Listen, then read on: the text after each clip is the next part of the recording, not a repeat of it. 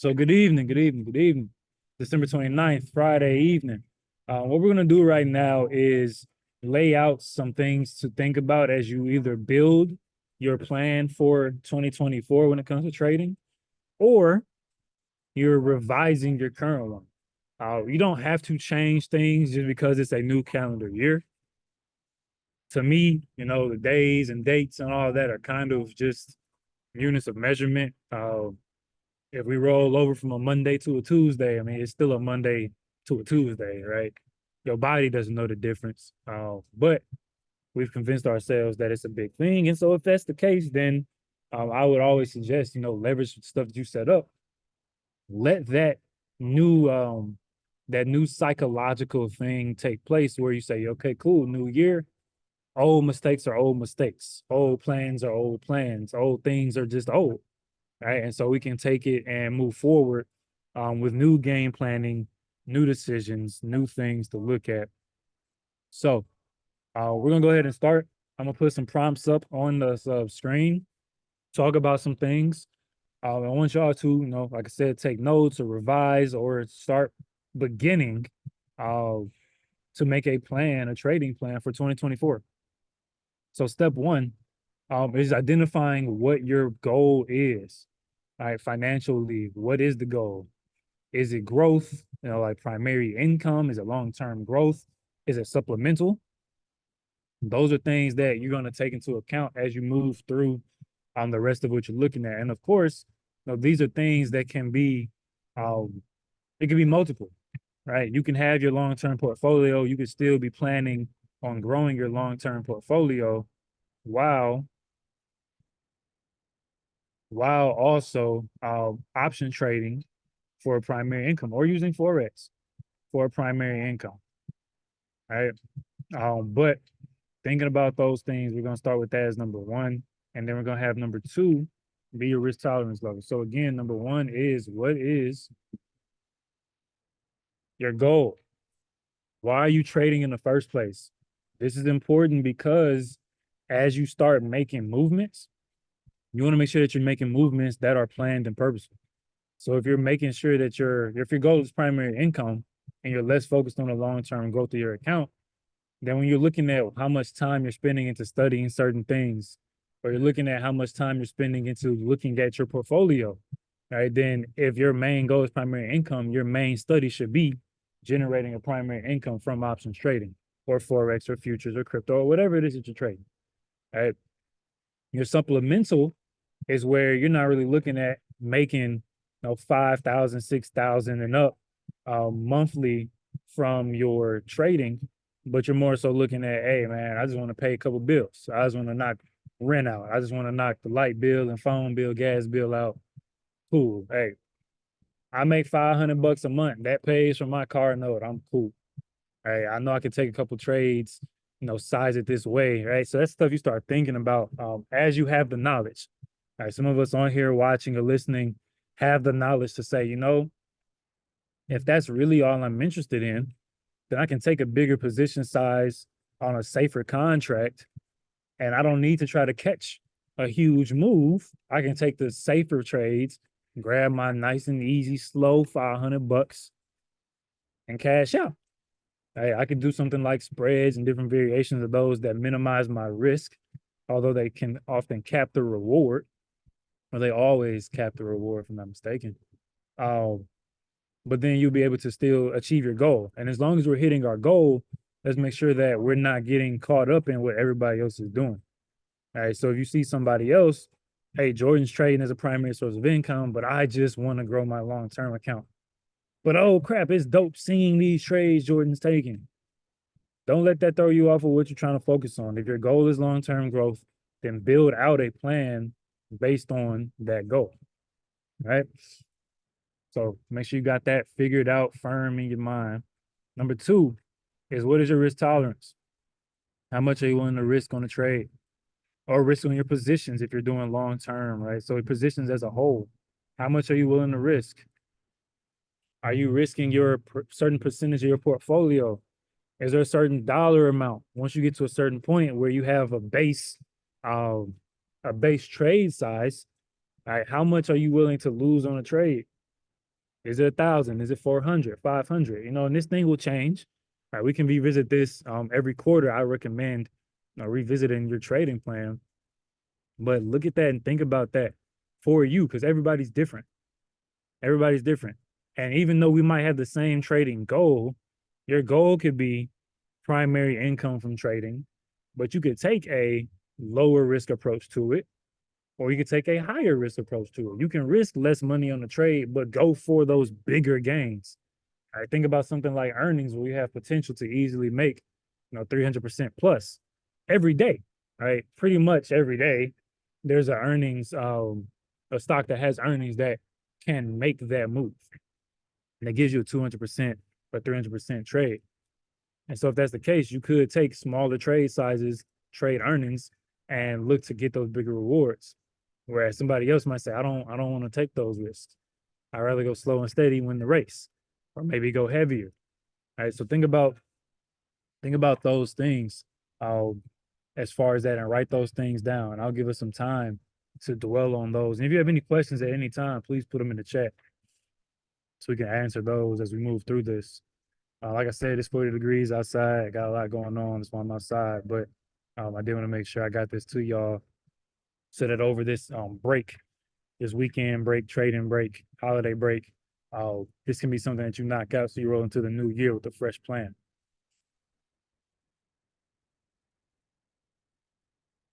All right. Peace and love, bro. Peace out. Peace out. I like that. Earnings are interesting. Yeah, definitely. I'll move to the next one. So step three is allocation. Okay.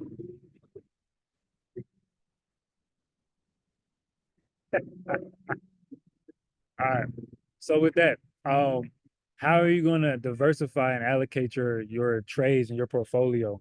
So if you're trading, that's thinking more so of am I splitting myself up between swings and day trades and scalps? When you look at your positions, if you're long term, are you putting your money in bonds and stocks? Are you hopping into mutual funds? Are you hopping into exchange traded funds? How are you going to spread your money out?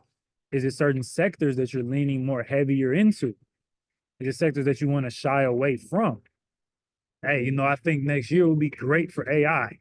All right, we've seen so much in the news this year surrounding AI.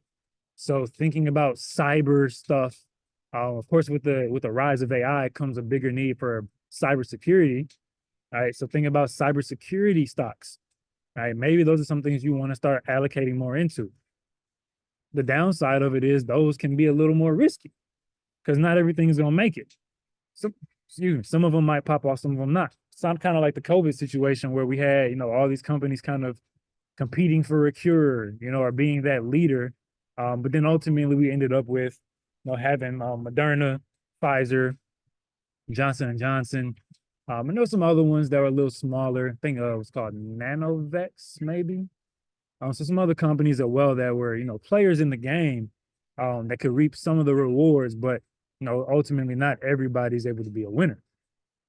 So, begin thinking about those things as well. And as you look at yourself and you studied yourself throughout the trading year, do you need to focus more on swings and have a deeper swing portfolio when you look at your account?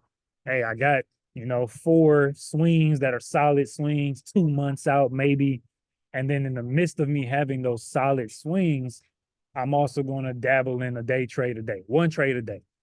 This is my risk, right? Going back to step 2, this is my risk. Okay, cool. I'm willing to risk $300 a day, for example, maybe. All right, maybe you won't give it all up, but cool. So I have my swings that are going strong and steady. That's what I'm focusing on. But then I also have one day trade a day to the tune of $300 that I'll be able to utilize.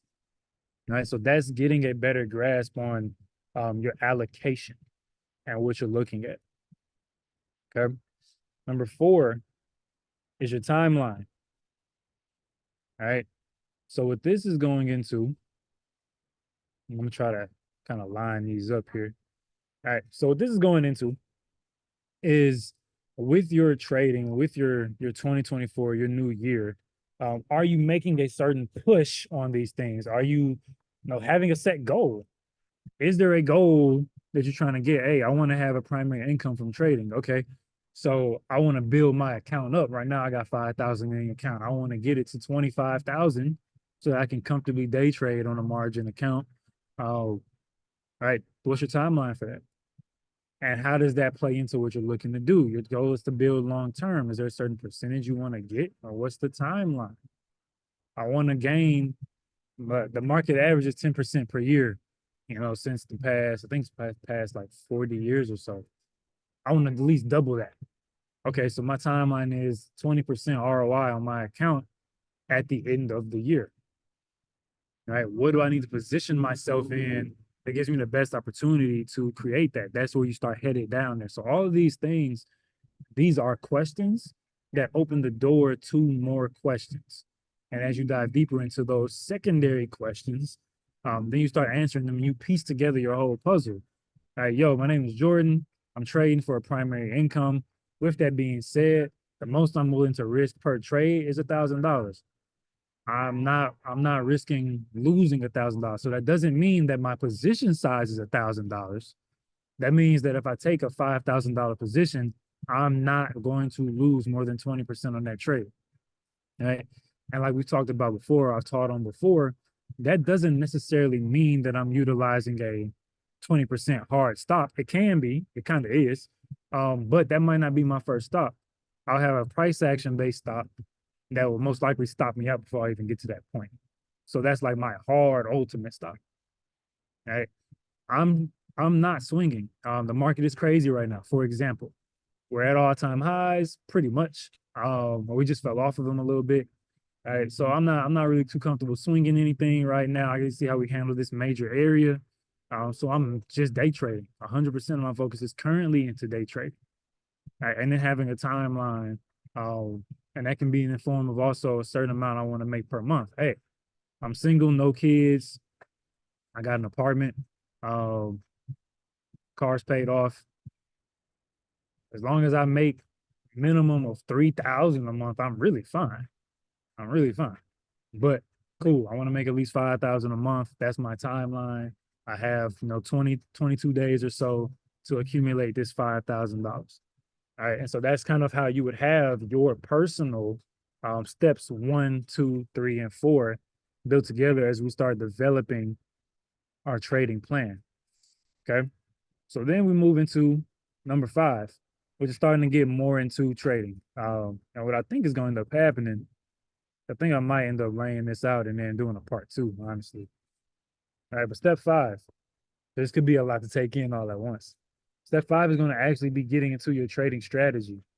And this is going to be more in a simple mind, not something that's super extreme, but more to the tune of, am I going to be trading with the trend? Am I going to be doing mean reversion? Am I going to be looking at things that are at highs and reversing? I'm trading a certain thing, like we mentioned earlier, earnings. Right, that could be as kind of a basis of your strategy. So this is kind of a general um, outside start to here's what I'm going to be looking at. My focus is going to be trading SPY, right? And that can kind of go into allocation as well when we're talking about what assets you're actually trading. And you start building out from there certain things. So just kind of getting that glimpse of strategy wise, how am I moving? Lower risk, higher risk, going for breakouts, reversals. You could do spreads on stuff that's low volatility, right? You know what I'm saying? You do iron condors, you can capitalize on stuff that doesn't move. Maybe I'm trading stuff that's very volatile, right? So you start getting into those things as well. And then we have a deeper part of that, which is step 6, which is going to be your technical analysis. So again, if you're not familiar with these things, then of course, you have some more studying to do. And we have things to help you with that. And if you are, this is where you again review 2023. What with TA were you good at? What worked good for you? What worked great? I've spoken on myself a few times. One of the things when it comes to actually the charts that has worked a lot for me, or I see a lot of success in my trading with, is trading ascending and descending triangles. For some reason, it feels like with those, I really don't miss. I don't know why. Like I'm not flawless with them, but it seems like when I'm trading those patterns, usually I have a stronger success rate and also a bigger gain, more explosive moves when I'm trading those. So think about those things, and you can keep it to yourself. All right. Some people, hey, it's support and resistance, bro. That works solid for me. Just that. I utilize support and resistance as well. But you have to identify what is not even unique to you, because it's the same stuff. We all have access relatively to the same things, but what is it that you're good at? If you had to say, yo, hands down, if somebody said, hey, this whole month you could only trade one technical analysis pattern or one setup, what would it be? All right, somebody might say, yo, heads and shoulders all day. Inverse head and shoulders, regular head and shoulders, that's it. Cool, I don't need nothing else. I know cup and handles, but I don't need those. All right, somebody might say, yo, strap me, baby, 312s all day. All right. Somebody might be into Elliott waves. They might say, yo, I'm trading Elliott waves. I'm trading harmonic patterns, right? So there's different things when it comes to your TA that are more personal for you, that you do well with, that you have the facts to be able to look at. If you have been actually doing our journals and keeping up with those things, then if you've been doing the journal and keeping up with those things, then you will be able to easily go in and see, yo, when I trade bull flags, they don't be hidden for me. But when I trade bull pennants, it works, even though those are very closely related. But when I trade, hammers at support, it works. I have some people that I've talked to who, yo, bro, it's like I only can trade bearish moves. But when I try to trade bullish moves, it don't work. And vice versa. I know people who only trade bullish movements, right? And certain bullish patterns. So that's step 6, is dig into those things. And we're gonna get to step 7, and then we're gonna open it up. We can talk a little bit, and then we'll have a follow. We'll have a part 2 on this. And I'll send out some information regarding that so we can continue it. But I want us to really dig deep and have more quality, and not just move through these things kind of too quickly, but have a little more quality with this, because it's our trading plan we're talking about. Right, this is the thing that's going to help us reach our goals. So we want to be thorough. So step 7 is fundamentals, right? Or FA, fundamental analysis. Okay. And so fundamental analysis starts playing into the individual tickers that you're looking at trading, those companies. I've said a couple of times on Zoom sessions where there's certain companies that have very sound technical setups for swings or long-term moves or whatever, but fundamentally, the company might be garbage. And if the company is garbage fundamentally, although it has a strong bullish technical setup, I'm hard pressed to go bullish on something that I know is crap. Right? We might get a dead count bounce, we might get a little breakout, but ultimately, if it's going to revert back to its fundamental position where it should be, then we leave it alone. We think about like the meme stops, we think about GameStop and all of that, where, GameStop, after it had those huge breakouts and went up to like 300 something dollars and all that, it definitely pulled back to some key levels. But fundamentally, GameStop is garbage, or at least it was. I haven't looked at it lately to know. Oh, sorry if anybody working for GameStop sees this or something. I hate, somebody. Jordan Martin's garbage. But anyway, right? The company wasn't very strong fundamentally. Now that you can't argue with. Oh, and so to say, I want to go long on some GameStop leaps because they just shot up to $300 and now they're back down to support. From a technical analysis standpoint, that can make sense. But from actually looking at and assessing the company, no, we're not holding leaps on a company that's losing revenue, that's shutting down tons of stores, that's running in a space where everything is switching digital. We're not doing that, right? So if we're going to be looking at the companies that we're going to be investing in, then we need to make sure that we're looking at the fundamental aspects as well. We're starting to look at the actual revenue. We're looking at the balance sheets. We're looking at the income. We're looking at their earnings and how they're performing on a quarter-to-quarter basis, on a yearly-to-yearly basis. So that when we're doing those leap positions, we're not putting our money in stuff that's trash fundamentally, but it's sound technically. We want to look for a combination of the two. All right. So when we have that sound fundamental setup, sound technical setup, then we can have something that we can work into once we combine it with the previous steps we covered. All right. So before I let everybody unmute, we kind of discuss some things, and then we'll start looking into setting up a part 2 for this. Again, steps 1 through 7, what does it sound like? Right? For whoever it might be. Yo, it's Santana. My goal with trading for 2024, the purpose behind what I'm doing, at least for the quarter 1, is going to be focusing on my long-term growth. I want to build my long-term account up. I got a daughter is about to get ready to go to school soon. Maybe in a couple of years, she's going to be going to college.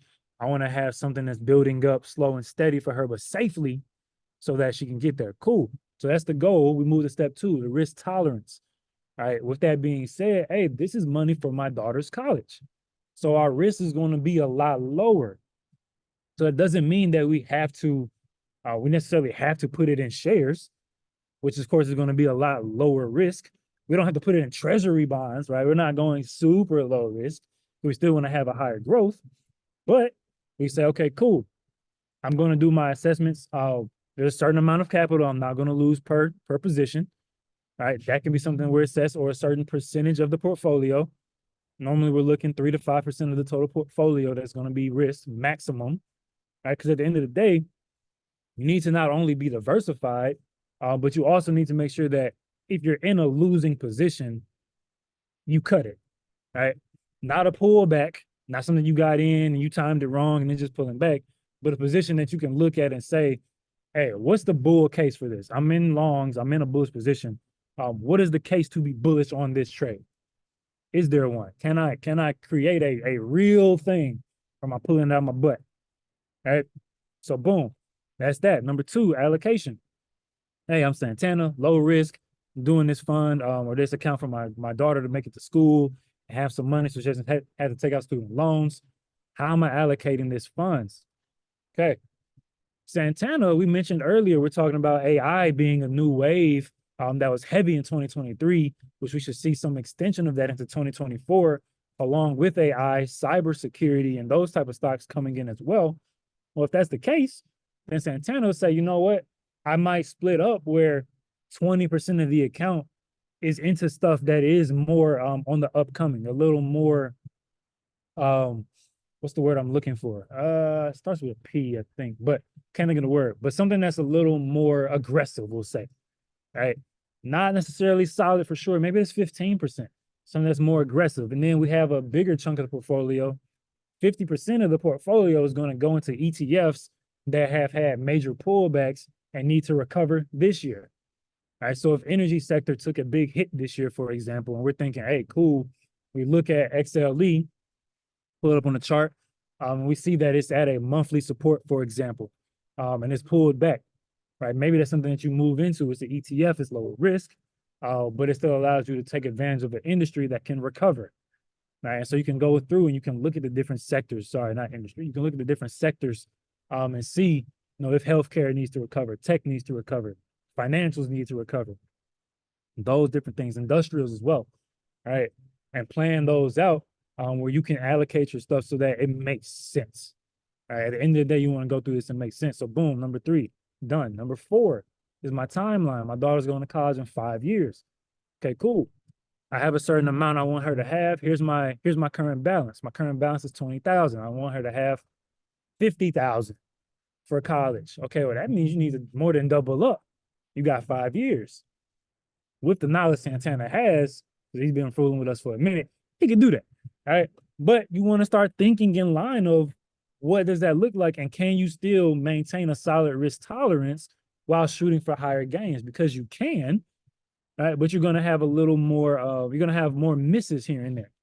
All right. So you might lose a little bit because a lot of stuff is going to be short-term losses if you're cutting them because they're not popping off. But you're still able to find those things, take advantage of them, and make them work. All right. Number 5, as we dig into the strategy aspect of it, we get to that. And then Santana is starting to break down What is it that he's looking for in particular? Right? What type of stocks is he looking into?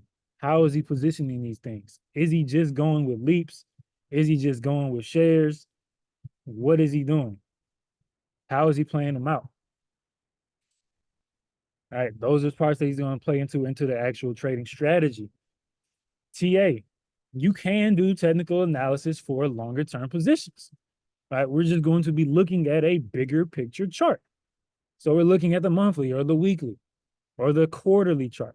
Now you start hitting your 1 month, 2 month, 3 month. All right, look at the yearly chart. Why not? If you're going to be looking at being in something for maybe a year, the same way if we're going to be in something for a couple of days, we look at the daily chart. We're going to do the same thing for the yearly. All right, so make sure you're looking at those things and keeping those things in mind. And then lastly, fundamental analysis. Santana's going to look at these companies and make sure that he's investing in companies that have increasing sales, that have increasing revenue, that have increasing earnings per share. We're not looking at companies that have horrible debt to income ratios or debt to equity or debt to assets. Right? All these things need to be in line. We're not looking at companies that have super high out the water price to earnings ratios. Right? Stocks that might be more overvalued. He might be looking at stuff that has a little undervalued move to it. Santana, yeah. Long on your babies, bro, for sure. All right, so that's stuff to consider. Okay, so I'm gonna go ahead. I'm gonna stop. I'm not gonna stop the recording. I'm gonna let y'all on mute though. We can kind of chop it up. Let y'all on mute, and then we can go from there. Uh, Answer any questions. Y'all share anything that y'all might have thought about. Anything that stood out to y'all. What's going on, fam? What's up? What's popping, man? No, that's some great, great info, man. I'm just writing it down too, making Appreciate sure that. Yeah, appreciate it, man. Of course, bro. Of course. You have any questions about Yeah. anything? No, that's legit, man. That's a good game plan, and I'm gonna start digging into that portfolio more into, for longs, especially now that they're cheap. They're under $50. I got like five stocks on that AI. I'm really interested. That's one of my favorites. Which ones are you looking at?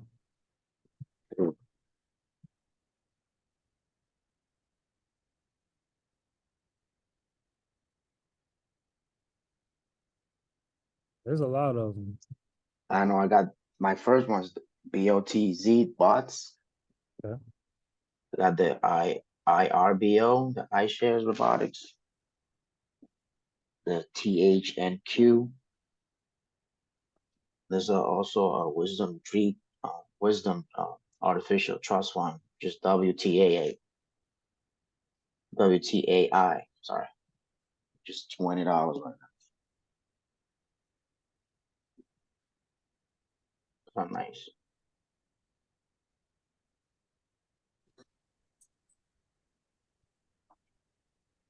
Okay. The one that I really, really like is RBO, iShares. I All bought right. some when they were like $20.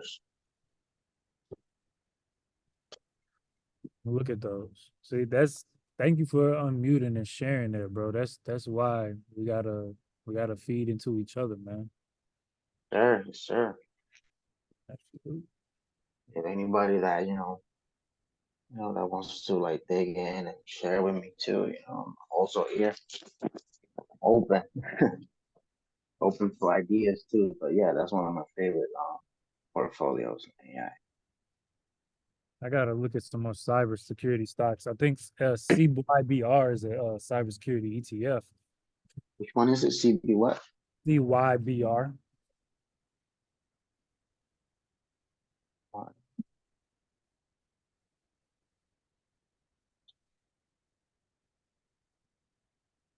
You are you have some shares on this ones, or you're looking to invest on that one as well? No, I'm looking at investing in it. I might just end up leaping it. Nice. Uh,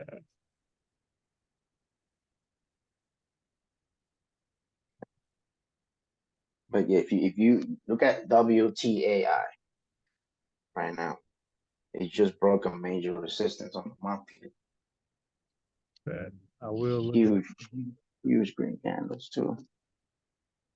And it was at one point $26. It's only $20. What I do sometimes, I do on Webull, I do the $50 every 2 weeks or every week. Just does it. So I guess I forget it. Automatically takes out of my check. So Webull is pretty good with that too. Yeah, I did have a I had an auto withdrawal going for a minute with a lot of REITs, like the monthly dividend REITs. Yeah, pretty good with the ETF too. They have a nice program. If ETFs is also a really good investment too.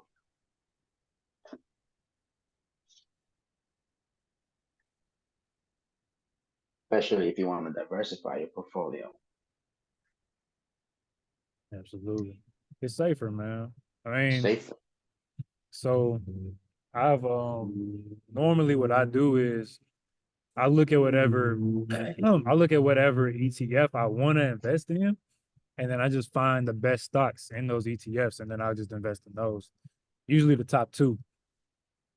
Uh, so that way when we see, when we see SPY did 34% this year, if SPY did 34%, that's three times its average move yearly. What you think Apple or Microsoft did? Right. SPY wasn't doing numbers on its own because it's an ETF. That means the stocks that make it up had to have been doing numbers. All right. So then you go and look at it. I remember I did that on a Zoom session. We looked at it and like SPY went up 20% or 30% for a year. And then Apple was up like 100% and Microsoft was up like 200%. I see y'all putting hot cybersecurity stuff in the chat. Appreciate you. Fastly, CrowdStrike. Not familiar with PING yet. Writing it down, say Tobin good looks, but What's Crowd? Is Crowd AI or cybersecurity? I don't know. I don't know what CrowdStrike does. I feel like yeah, okay. I put them in the right spot then. Cyber. Good stuff. Good stuff. Good stuff.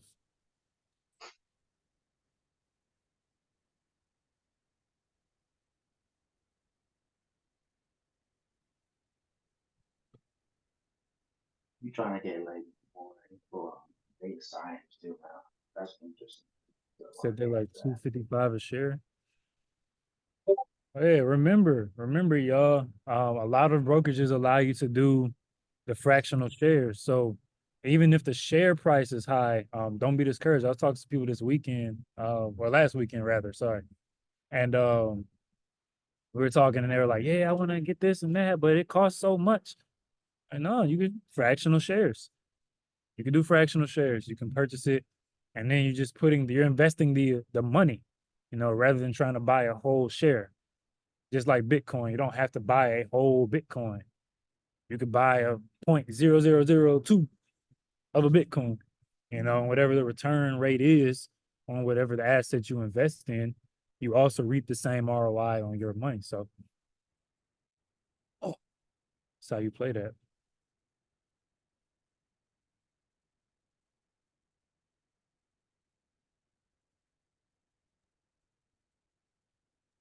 Hey, bro, I got a question for you. Go ahead, boss. Can you hear me? Yeah, what's up, bro? So, here's my question. So I think, I don't know if I'm going about this the right way, right? A lot of videos that I saw and a lot of people that I kind of listened to was saying if you can't back up. Was saying if you can't grow a small account, you won't be able to grow a large account, right? So the accounts that I'm putting in, or the money that I'm putting in, I think is might be too small because it's like less than $500, and I'm like losing. And I'm trying to trade the small cap stocks like American Airlines and, DAL and all of those, but I'm like, they moving $5. And it's like, that's not, you know what I mean? That's nothing. So then I wound up trading SPY. And then that's a mistake. So I'm trying to find a balance or in between, or am I just not putting in enough capital? So That's my there, issue. there's a certain amount of capital. I would say, yeah, you need, you want to give yourself wiggle room. Um, you want to give yourself room to be able to fail, but also dust yourself off, get back up, make the necessary adjustments, and then continue forward. With $500, you mentioned you're trading small cap stocks, AAL, DAL, UAL. All right, you have Verizon, AT&T, so your telecom, your travel, a lot of your online shopping, like eBay, your Right. travel, like what's the slipping my mind? Travel stocks. Besides the airlines and the cruise lines. But like the booking agencies, like Expedia, Right. uh, Expedia and those things, right? Pretty much everything in that $50 range. You got some financials in there as well, whereas Fargo, Bank of America is a good one. So, uh, you have to look at what you're doing though, because it is very true. If you are going to blow 1,000, the only way you grow 5,000 is because you got lucky and hit one. Right. But over time, if you cannot have the discipline to grow something small, you will not be able to grow or maintain and sustain something that's large. Because Right. there's certain skills you develop in the slow spot. So what I would say is 500 is a decent spot to start, but you need to look back and figure out why is it that you're losing on those trades, or why is it that you're unable to grow it? And to your point, I would say you flipped on your discipline by moving from those small caps to trying to trade SPY, and you saw how that bit you. Right? And so that would be the same thing, or the equivalent of having a $1,000 account and saying, I'm only trading SPY, only trading SPY. Oh, but man, SPX. Boom. Same thing happens. All right, but now it's more bread. So I would say, bro, just think about working on figuring out what happened with those, getting a system down that you can repeat over and over again with, this is what I'm looking for, this is what I'm trading, this is how I'm doing it, and start to see it grow over the span of a month or two, and then you can add to it. But you never want to add more money if you can't grow the small money. And some people Yeah, some ideas. yeah, I understand that, and but it's like when I'm trading the small caps like the Bank of America, the American Airlines, the Delta, I'm taking one contract and it's moving slow.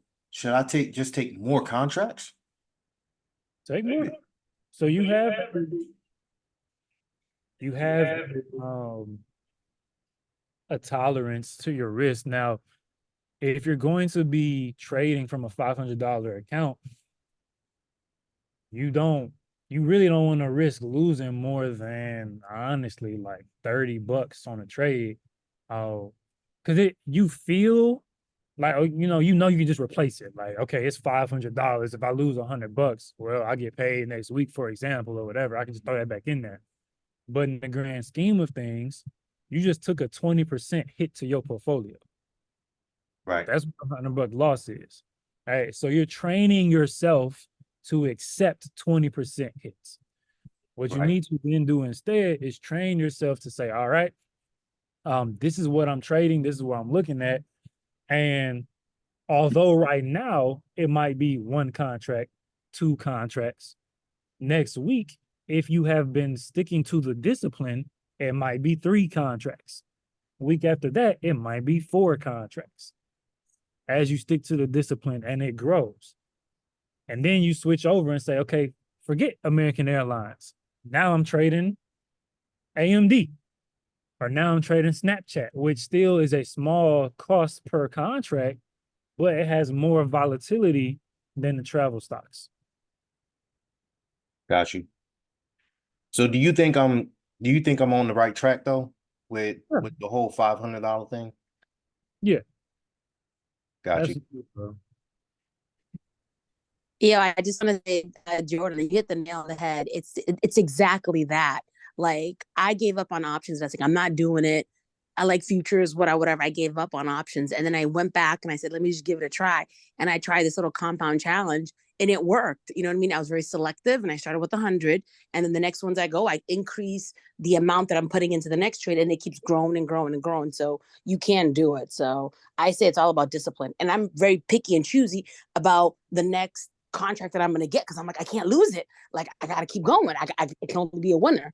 So if you stick with that and just not get in just to get in or follow somebody else's trade or whatever, like you got to see it. Like if someone calls something out, if you see it, take it. If you don't see it, it's just a call out, don't take it because you got to protect your capital and you have to grow your capital. So Melina, what are you trading though?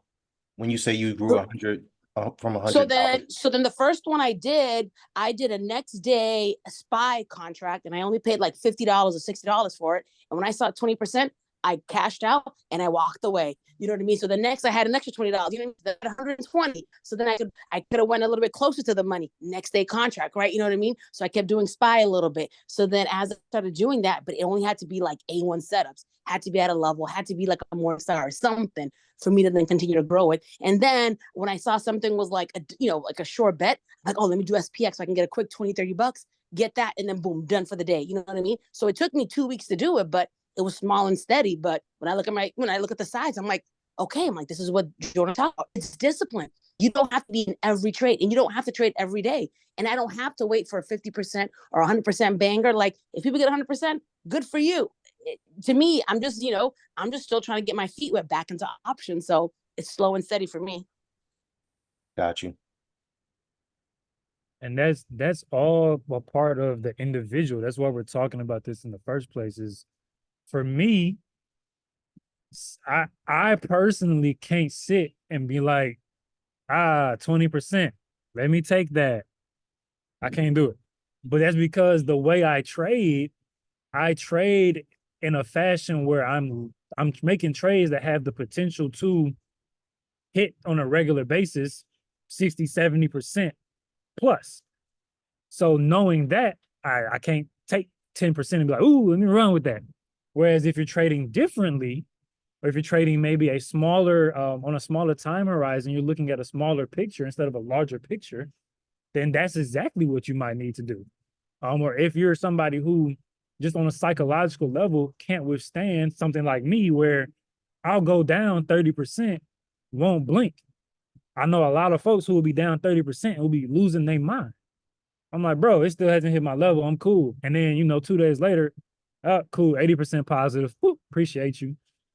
That's me, though. I'm able to do that and process that and like withstand that. So you got to also look at yourself, know yourself, and then make the adjustments necessary for what you need. No pain. And that's a lot of good stuff, Melina. Exactly. Yeah. I appreciate you sharing that. You definitely have to make sure you know yourself. Well, you're a pro, so that's different for you. So your 70%, 100% bangers just comes easy to you. You know what I'm saying? So it's like for the novice or the ones working on this discipline, the mindset. You know what I mean? So, but you're right though. Everyone has to do them and figure out what is your personality and what can you stomach.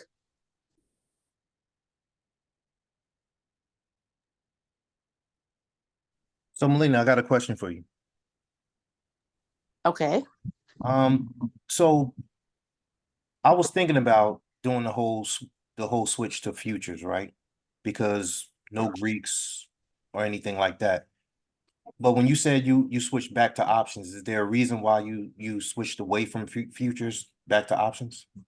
Well, because the thing is, everyone kept saying, "Oh yeah, you can make so much with options, and don't never give up on options." And the Moody was like, "Melina, don't be saying about options and options and shit or whatever." And I was like, "Okay, you know what?" I was like, "Let me give this thing a try." And then I saw, some other people like doing options, and I was like, "Man, let me give this one more twirl," right? Because I learned a lot from futures, and I learned a lot from price action, what it does, and this, that, and the other. You know what I mean? Getting accounts funded, whatever. So I was like, you know what? Let me give options a try. And then because of the technical analysis that I learned and I practiced, with futures, I then applied it to my options and it's been winning. And then I've just been very careful. Like today, I could have traded in my options account, but I didn't. I just wasn't comfortable. And I said, you know what? I got to protect my capital. But that's just, I'm a scary trader. So that's just me. So Jordan's like, oh, saw that break, you know what I mean, at the daily low. He probably wrote a put down, you know what I mean, with SPY or QQQ, So he probably made, a ton of money on that drop, which was a huge drop. But I think Bang Bang made a killing on that. I think he made like $1,500. So Bang Bang really killed it with that drop.